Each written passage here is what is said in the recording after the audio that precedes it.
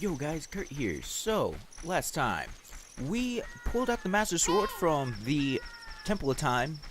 We were too young, so it made us wait 7 years. Ganon took over, and now we're gonna head to Lon Lon Ranch. I said we were gonna head to the forest, but that's gotta wait a bit. Not that this is more important, but this is very important still. So, we're gonna head on in here, and, you know, everything looks the same. Most places are gonna look a little bit different, and I can't play the ocarina worth of crap apparently. But turn it to daytime just because most side quest type things are done in the day.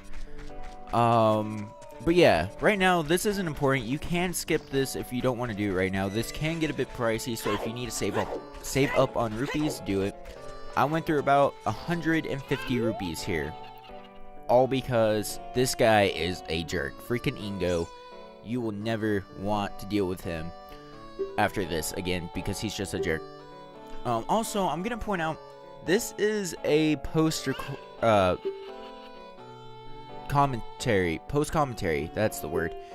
Don't know what happened to my audio file. It's gone. I don't know what happened to it, so yeah, I'm having to record after, which is a bit weird. I've never done it before.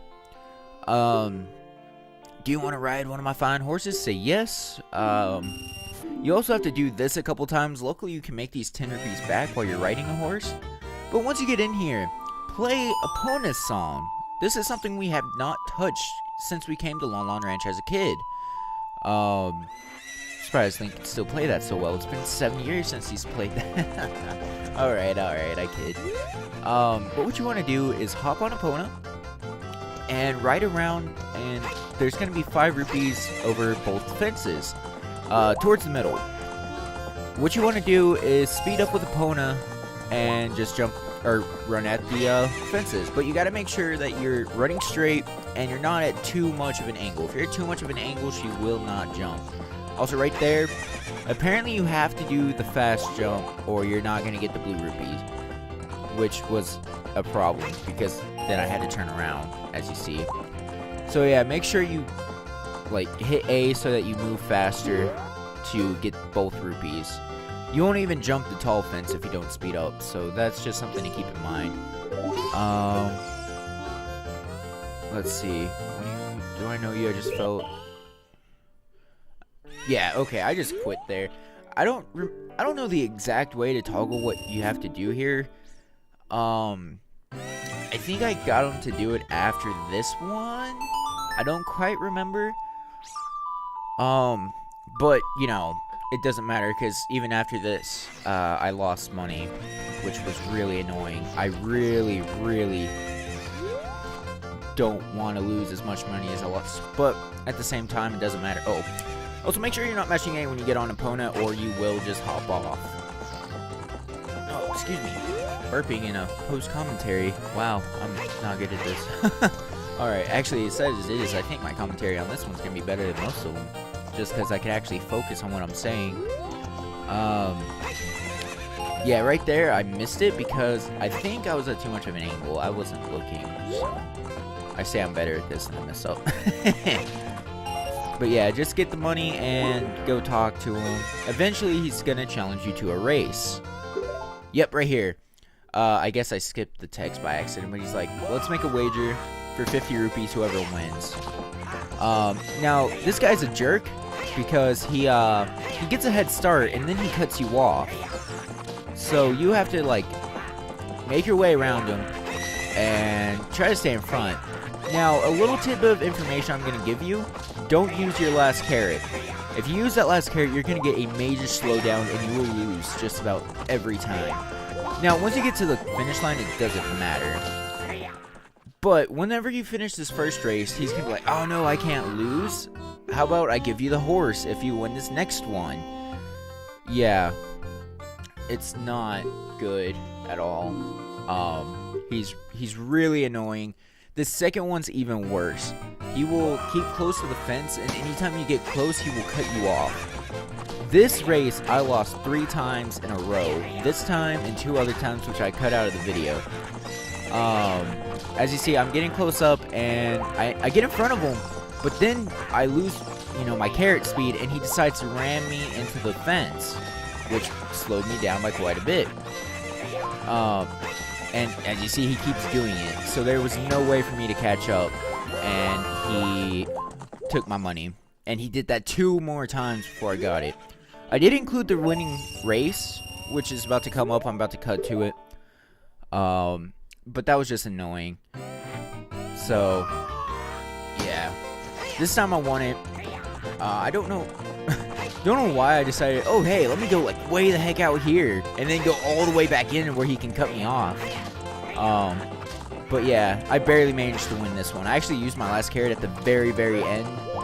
And I managed to win it by a hair.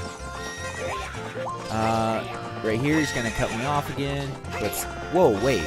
Huh, I don't know how that happened. Whenever he cut me off, he didn't knock out my speed. Okay. Nice. But I won it. He gives you the horse. Well, gives, even though you can't see my hand doing the air. Crap, I can't remember what it's called. My vocabulary's gone downhill since I got out of school. I need to, like, buy a thesaurus and just, like, sit down and read through it one day. Right here he says he's never gonna let you leave the ranch. But, really, me being the guy I am, I just ran into the fence. Yeah, I'm not awesome at all. Also, there's a funny thing you can do if you run into the chickens with Epona. I haven't gone over this yet because it's very easy to die doing it. But if you attack chickens, they'll get mad and this huge flock of them just starts storming you and they can kill you like it's nothing. But if you're on Epona, you're invincible. So if you run into chickens with Epona, which will damage them, they will get really upset, start chasing you, but they can't do anything. Now, for the next part, we're actually going to go to, like, Hylia for a bit. There's a couple things we can do there, which are actually going to really, one of them is going to help us out a lot, like, throughout the whole game. The other thing is just a normal thing. Also, do I have this still? Because there's some editing I still get. Oh, yay, and I saved it. Good. I thought I didn't save it yesterday. I was going to be really sad. But I did save it.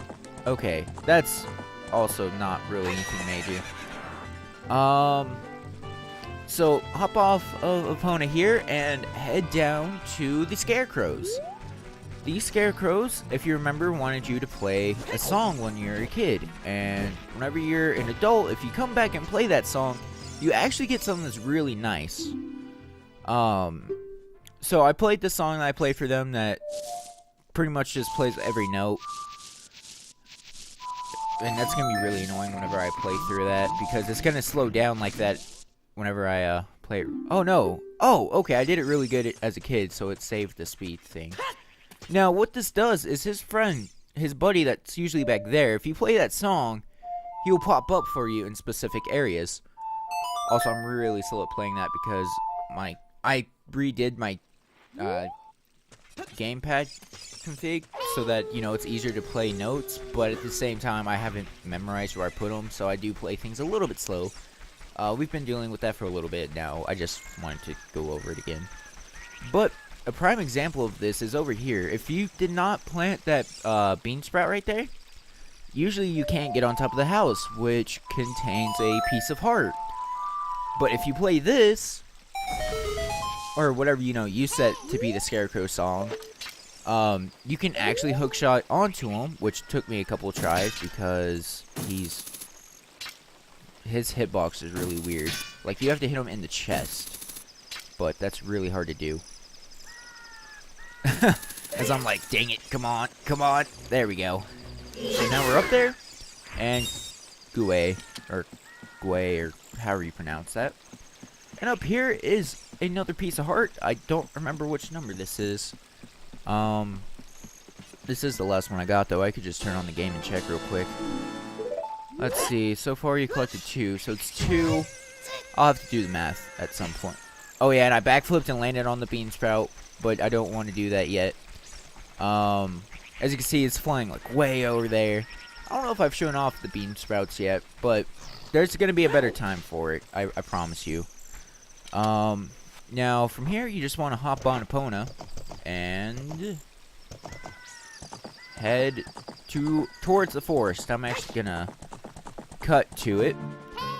One thing I want to mention is whenever I get in there, I'm gonna speed it down. What I was doing whenever I was doing live commentary was looking for some answers as to what's going on in the forest, because right as soon as you get in there, there's a new enemy, the big Deku Baba, just a giant Deku Baba, nothing special about it. And as you can see, this place is littered with enemies. But, you know, nobody in this village has anything good to say except for one of the three, Smart Brothers, whatever they're called. Some of them say something about Mito and Saria, but nothing major. It's just, excuse me again, it's not until you actually get to those three Clue Hint Brothers, whatever they're called, I don't remember the name, that they, one of them will say there's an evil wind blowing from the Forest Temple. Yeah, this guy. Saria left saying, I have to do something about it.